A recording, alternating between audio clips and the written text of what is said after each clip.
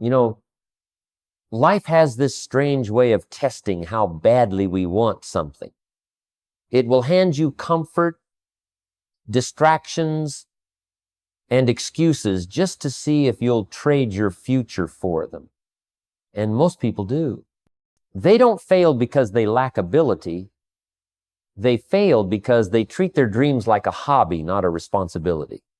The truth is, nothing changes until you decide that enough is enough. And when you finally get serious, really serious, the world stops ignoring you, because seriousness has a sound. It's the sound of doors unlocking, opportunities appearing, and excuses disappearing. But until that moment comes, nothing moves, nothing changes, and life just repeats itself like an old song you're tired of hearing. I've met a lot of people who were interested in changing their lives. They'd come to a seminar, take notes, nod their heads at every principle, and then go home and do exactly what they did the day before. You see, interest is cheap. It's easy to say, I'd like to be wealthy, or I'd like to get in shape, or I'd like to start my own business. But until you move from interest to commitment, nothing changes. Interest will make you a spectator in the game of life. Commitment is what gets you on the field. I remember when I first thought about building wealth, I was interested. I read books, asked questions, even dreamed about it at night. But my finances didn't change, not one bit. Why? Because I hadn't drawn that invisible line in the sand that says, from this day forward I am in. The moment I did, everything shifted. I started making different choices with my time, my money, and my habits. Because I wasn't just curious anymore, I was committed. There's an old Latin proverb that says, asterisk, fortune sides with him who dares. Asterisk, commitment is daring. It's burning the bridges to your old life so there's no way back. It's saying, I'll figure it out even if I don't know how yet. Interest will keep you safe, comfortable, and exactly where you are. Commitment will drag you into the discomfort, where growth lives. Think of a person who says they're interested in getting fit. They might buy the gym membership, even some workout clothes. But when the alarm goes off at 5 a.m., they roll over. The committed person gets up, laces their shoes, and shows up whether they feel like it or not. And over time, their body changes, their energy changes, their life changes. So here's the truth. Interest might start the engine, but commitment is what drives the car. And until you make that shift, you'll keep sitting in the driveway, wondering why the scenery never changes. I've learned that the moment you truly decide, the debate ends. Most people never make a real decision. They make a wish disguised as one. They say, I'll try to save more money, or I'll try to quit wasting time. But the word try leaves the back door wide open. A real decision slams that door shut and throws away the key. When I decided to change my financial life, it wasn't up for negotiation anymore. I didn't bargain with myself about whether I should spend recklessly or skip opportunities. I had already made the choice. And every action from that day forward had to serve that choice. That's why the word decision comes from the Latin decidere, which means to cut off. You cut off every other option. I think of the ancient general who, upon arriving on enemy shores, ordered his men to burn the ships. There was no going back. Victory became the only possibility because retreat was no longer on the table. That's what a real decision feels like. You remove the escape routes. In my own life, there was a time I was tempted to delay investing in a venture because it felt risky.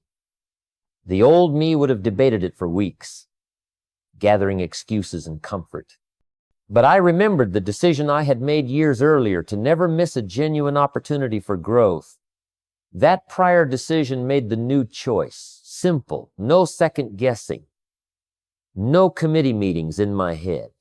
Philosopher Seneca once said, asterisk, to wish to be well is a part of becoming well. Asterisk. But he also knew wishing alone doesn't cure you.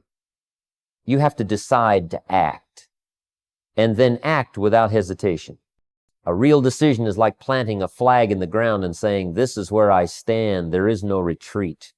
The day you make that kind of decision, life stops being a constant negotiation with your own excuses. And that's the day your progress becomes inevitable. Your life will always rise or fall to the level of the standards you set for yourself. Most people don't lack potential, they lack standards. They tolerate things in their life they should never allow.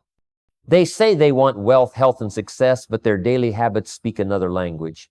You cannot ask life for gold while you're still content playing with pennies. I remember a time when my standard for earning was just enough to get by.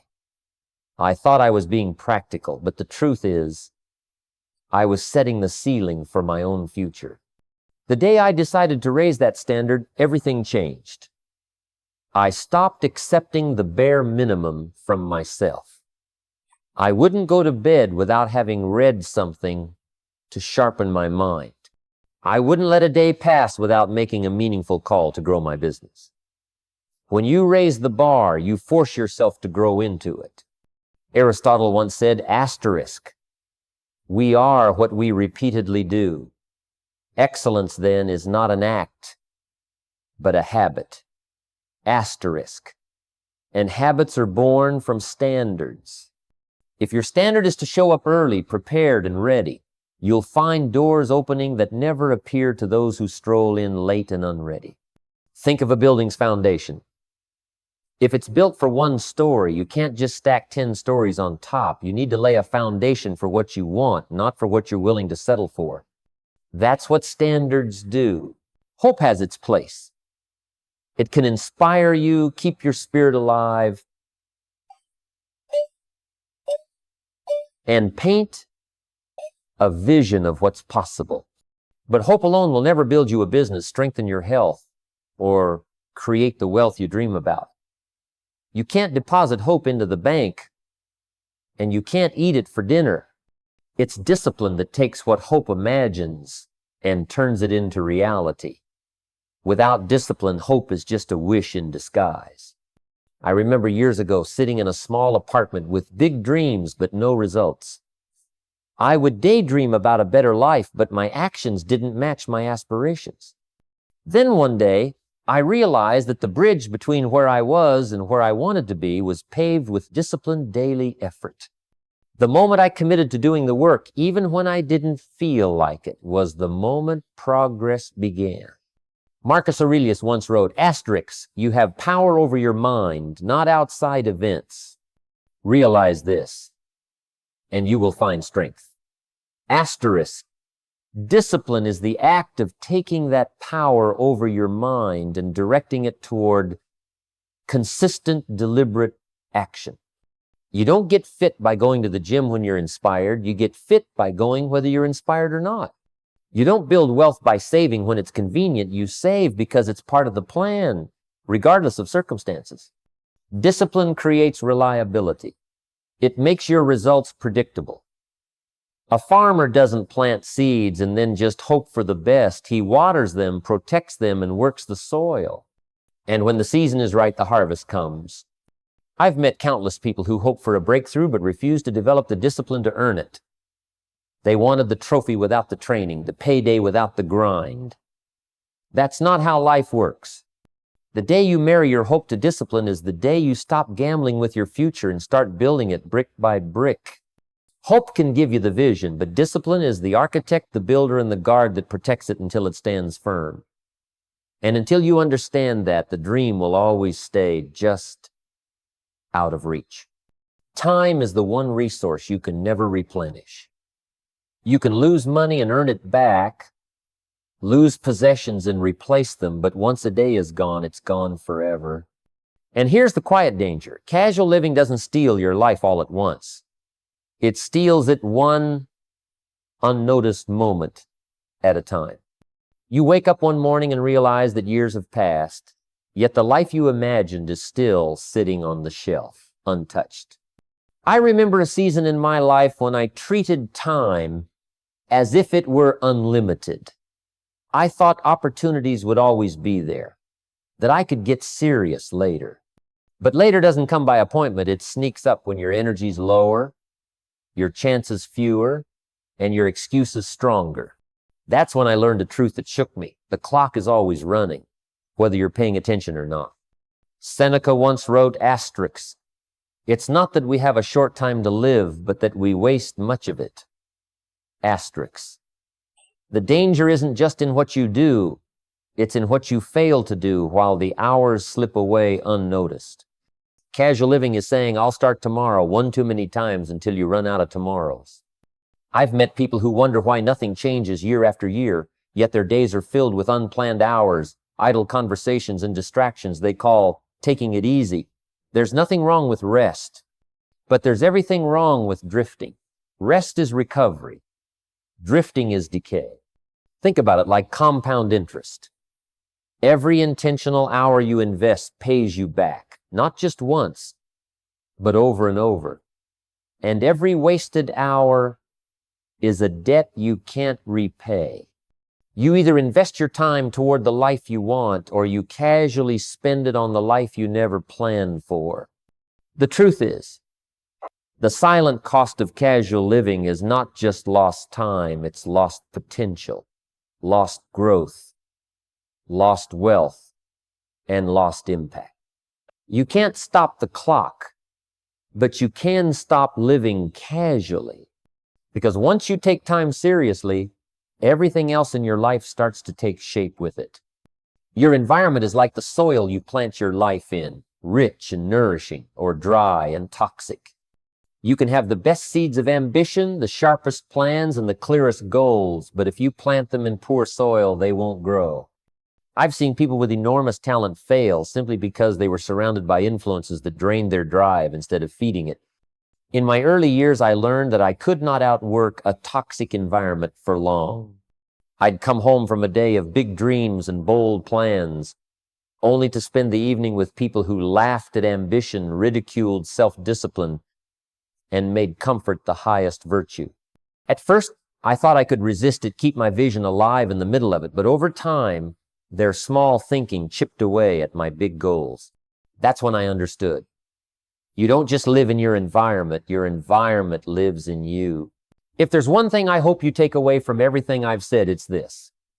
Life doesn't hand over rewards to the casually interested. It bows to the deeply committed. Dreams remain dreams until you truly decide that enough is enough, that your old way of living no longer serves you, and that from this moment forward you will operate on a higher standard. Every result you want is already possible. The gap between where you are and where you want to be is bridged by decisions, discipline, and structure. The truth is, no one else is coming to save you. The world will not rearrange itself to make your journey easier. But when you get serious, when you refuse to negotiate with your own excuses, you will be amazed at how much changes in a short time. So here's my challenge. Don't just feel inspired, act. Tonight, write down the standards you will no longer compromise on. Build a structure that will hold your commitment in place. Then tomorrow, take the first concrete step, no matter how small. Because until you get serious, nothing changes. And once you do, everything can.